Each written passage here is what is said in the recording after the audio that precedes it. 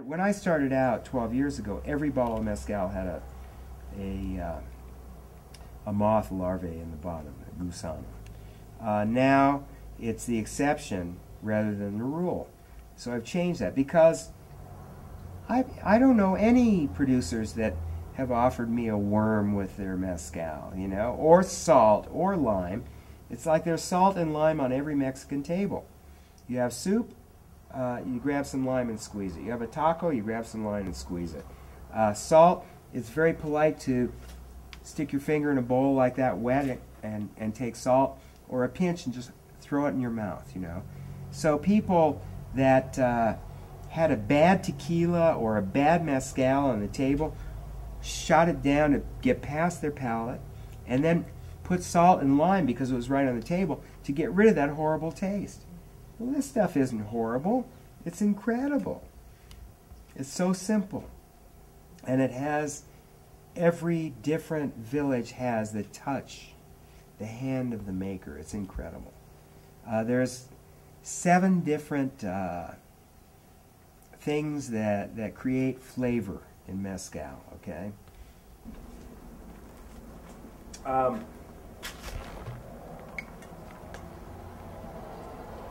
The first, of course, is the variety of the plant.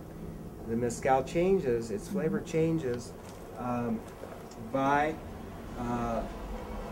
variety, okay? So the very first one, I mean, there's a dozen different maguey that produce good mezcal, and this is one of them. Anyway, the first is the agave. Then the second is the soil where the plant grows, because there's from what these Indian farmers tell me, you know, there's tierra blanca, which is alkaline soil. You can grow good agave in alkaline soil. There's tierra amarilla, that's granite-rich, rock granite-rich soil, like grapes, like it a lot because it's well drained. There's tierra roja, which is iron-rich volcanic soil, and you know, that's what they have up in the tequila region. We have it here too. And then there's tierra negra, which is humus-rich soil, not good for agave. Okay. So the soil adds a flavor component. We like tierra amarilla because the plant takes 8 to 12 years to mature, and it's pulling minerals and flavors from the earth. Water is not good. You never irrigate agave, maguey, because the plant opens its pores at night and absorbs moisture from the atmosphere, okay? During the rainy season, our producer of Tobalá, for example, will not harvest Tobalá because the water comes up through the roots and makes the plant bitter. So, the plant species, the soil, the altitude. The altitude is important because every 100 meters, every 300 feet, the microbes in the air change. There are different species, 300 feet up, different microbes living in the air. What are the microbes for? Well, everyone that produces commercial tequila or mezcal throws in chemicals to make it ferment. It ferments in 2 days. It renders 50% more alcohol. We wait 4 days to 30 days for airborne microbes to eat the fructose, the sweet, and excrete alcohol. And that's fermentation, it's conversion. So the airborne microbes that change by altitude are very important. The next thing, or maybe that's number 3. The following thing is the kind of wood that you use to heat the rocks that you roast the hearts on. It gives a different flavor. Danzantes uses mesquite. We use primavera, we use oak, we use like other hardwoods, but we don't use mesquite. Mesquite gives a specific flavor. 1, 2, 3, 4. There's 4 things. Okay. 5, the water of the village.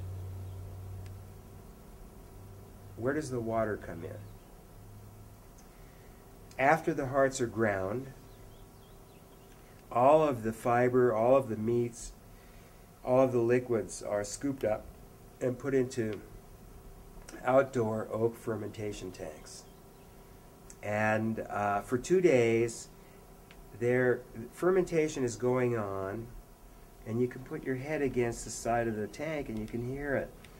But then 5 to 10% village water is added, okay?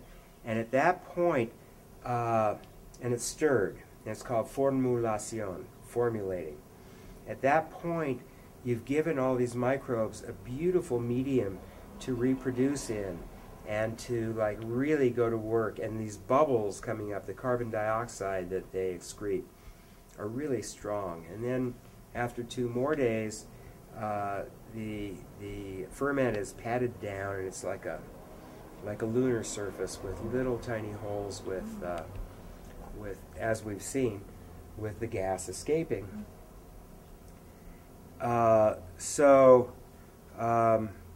The water of the village definitely gives a flavor profile. Some villages have river water, as in San Luis del Rio. Chichicapa and Minas have well water.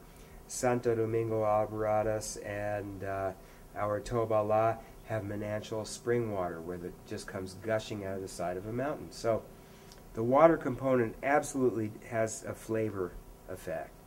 That's 5 things. 6th thing, hand of the maker. Everybody has their touch. Faustino in Chichicapa, when I met him 12 years ago, was 30 years old, young guy, right? Poor, rented other people's palenques. The village president said, "What are you working with this guy for? You know, he's so poor." No, no, no. Come with me. Come meet my compadres, you know. And I tried their, I didn't want to, but I had to try their stuff, and it was horrible. It was a lie, you know. But I couldn't say that, but I said, Faustino may be poor, may be humble, but he's honest, and he makes the best mezcal in your whole village, so I'm working with him. And he, first grade education, closed his eyes, and he's looking at atomic particles. Mezcal and water don't mix, meaning after the distillation, you add water to it, it destroys the mouthfeel. The other thing he said is, cook it too fast, burn the flavor. You want to produce? Cook it fast, you know. Turn out some crap, but volumes, right? So the hand of the maker. Old Florencio, 78 years old, can use 3 or 4 different kinds of agave, and it always tastes like his mezcal.